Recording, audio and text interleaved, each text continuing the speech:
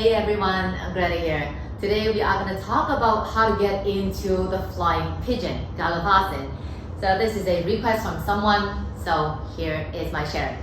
There are actually two versions of Galavasana, as far as I know. One is with the back leg more parallel to the floor, and the other one is the really like flying version with the body and a diagonal line with the back leg shooting all the way up to the ceiling.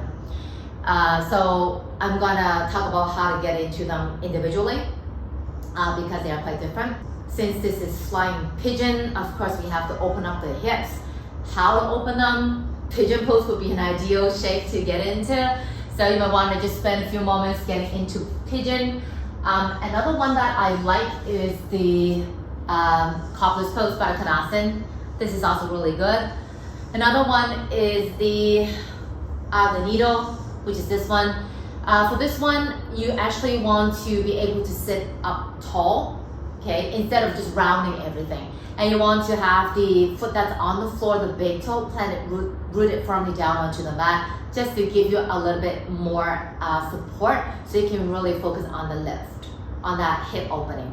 Since this is a hip opening arm balance, of course we have to open up the hips. I won't be going into details, all the things that you need to focus on because the warm-up I think is more generic. It's nothing too fancy. So for this shape, I would recommend pigeon pose, which is this one. Going forward, Galavasana with a butterfly. Another one is the eye of the needle, which is this one. So I'm doing it very quickly, but just take your time, all right? And just see how things are for you. Wherever you are, you actually want to feel an opening on the outer hip, outer thigh area, while all this time you're still able to breathe. So for the first variation, which is the leg more parallel to the floor, it's not so much about how open the hips need to be. I mean, of course, the more open, the more mobile it is, the better. But then when you're doing, let's say, the pigeon pose, the shin bone doesn't have to be parallel to the top of your mat, i.e. at a 90-degree angle. Okay, that's not mandatory for the version with the leg more parallel to the floor. Okay, so spend a few moments here. If there are any other hip opening shapes that work for you, maybe double leg pigeon, maybe extended side angle, warrior two, goddess, whatever, do them. Okay, you cannot have too much hip mobility in this particular shape. So for the arms, same thing, plank, push-ups, the chaturangas, maybe do a hybrid between a plank and a chaturanga. Those things I have already covered in the previous tutorials, so you might want to check those out. I think it's in crow or side crow, those things, or maybe, yeah, crow. I think I did that in crow, or maybe flying splits as well. So you can check those out. All right, so let's go right into how to get into this arm balance. This version is with the back leg more parallel to the floor. So basically both versions are the same entrance setup. But once you begin to fly, then it becomes very different, okay? So for this one, you want to start with a funky chair, i.e. the ankle to the thigh with the knee out to the side. So make sure when you are in this shape, the knee does not come forward. It is able to open out to the side without moving the pelvis, all right? So this is mandatory. Then you bend the knee, and then you place the hands down to the floor. And then from here, you do want to place the shin bone as close to the armpits as you can.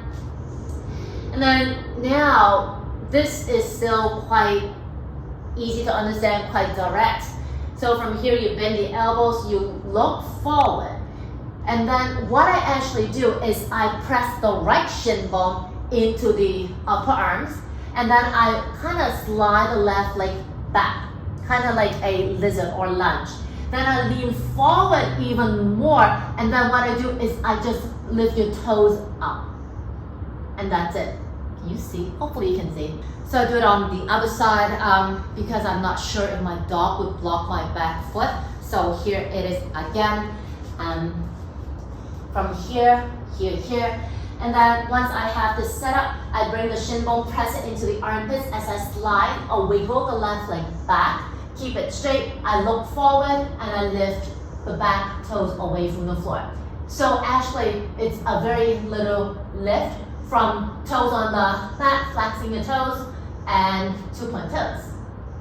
This is how I get into this version. I know that some people tend to draw the back knee to the body before they extend it, which looks something like this. They go here and they are here. Then they would lift the back foot up and then they try to extend the leg back. This is also doable, but for me, I actually wouldn't really recommend it to beginners, especially for women. The reason is because if you do it that way, i.e. when you lift the bottom heel to the butt, chances are your hips already sinking, okay? In order to keep the hips up high in the back leg bends version, you need to have quite a bit of power and control in your lower abs and also in the arms and upper back just to keep the hips elevated. And then because in the beginning, your body is in a very rounded shape, if you want to extend the back leg, you need to have a lot more power in your lower abs to maintain the hips up high so that when you extend the leg back, it doesn't draw you down. So if you're like, what are you talking about? Here's, I hope I can talk when I do this version. So from here, so if you lean forward and you pick the left heel up, chances are your hips will be already sinking when you're holding. And then if you want to lift the hips back up and stretch the leg back, this action here requires quite a bit of power and effort and strength and also coordination as well. So if you're learning how to get into this version, that might be a little bit too much information for you to load. And another one is, I mentioned if you're a woman, I wouldn't recommend this version, is because just the center of gravity, our hips bears the center of gravity. So that's why for us women, we tend to feel the hips becoming more heavier because the shoulders are not as strong. Whereas for men, the center of gravity is in the shoulders. So that's why for men, it's much easier for them to move in arm balance, whereas for women.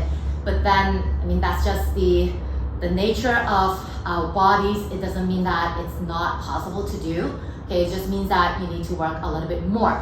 All right, that's it. So if you want to, really challenge yourself, go ahead, go right into that bend back leg version and then extend the leg out.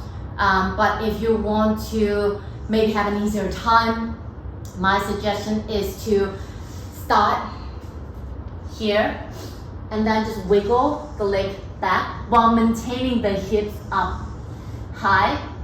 Then you lean forward even more and just point the toes.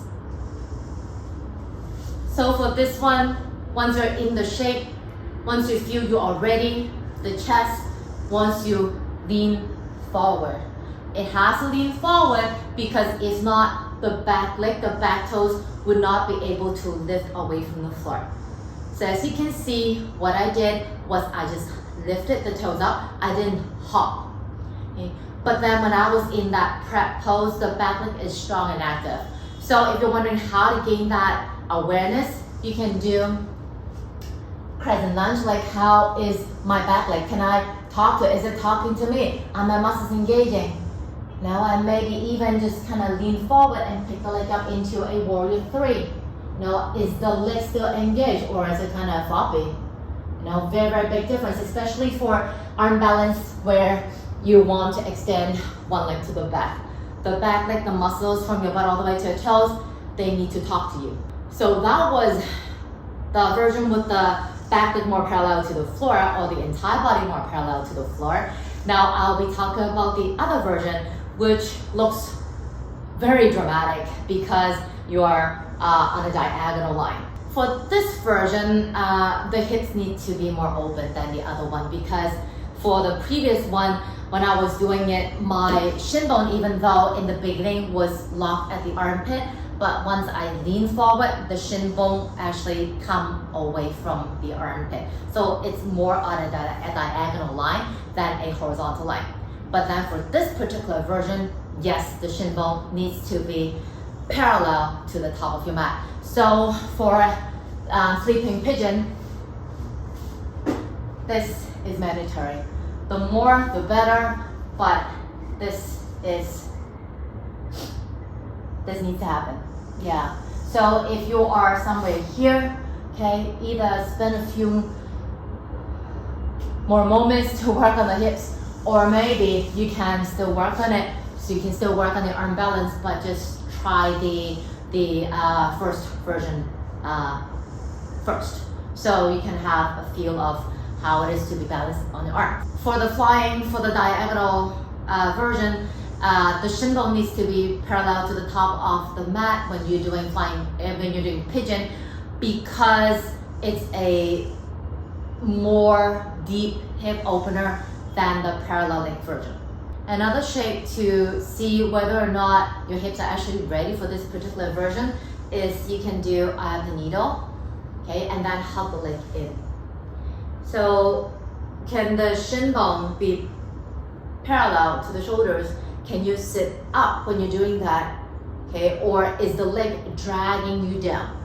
Okay. If you feel that the leg is dragging you down, again, just spend a few more moments opening the hips, getting the body ready. Okay, if you are here, if you can sit up, if you're still okay, then it's ready. Like I said in the beginning, the setup is the same. So we are going to start from a funky chair again. Okay, doing the same leg. Now for this one, it's a little bit different. So in the first one, I was squatting very low, but for this one, you can see I am my standing leg is actually bent at a very minimum. Okay, still the same. I lock the shin bone into the armpits. I keep the hips up. Now what I do is I actually have the foot flexed. I feel the foot, the top of the foot pressing into the outer left arm.